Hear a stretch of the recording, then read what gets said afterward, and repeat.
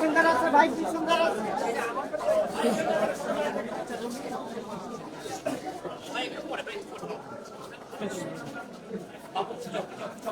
পিছিয়ে থেকে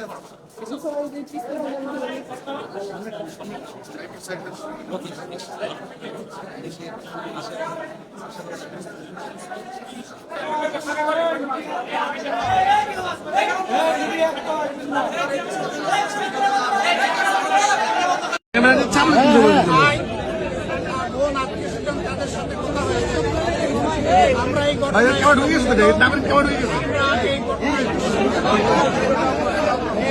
যে সমস্ত কাপুরুষরা ঘটিয়েছে আমরা তার তীব্র নিন্দা জানাই এবং আমরা চাই অবিলম্বে কাপুরুষদেরকে খুঁজে বের করে শাস্তির আওতায় আনা হবে।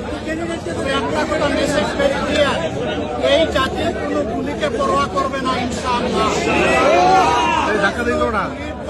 করে না কেউ যদি আবার নতুন করে ফ্যাসিজম বা সন্ত্রাসের রাজত্ব বাংলাদেশে কায়েম করতে চান তাহলে খুব দেরি হবে না, যথাযথ জবাব পেয়ে যাবে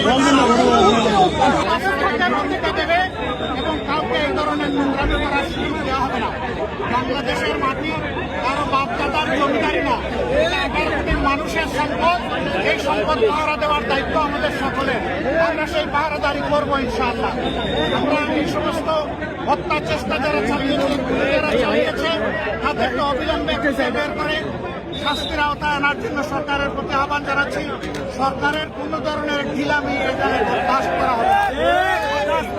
সরকার যেন এই ব্যাপারে তৎপর থেকে নিজেদের দায়িত্ব পালন করতে পারে, আমরা তা দেখতে চাই।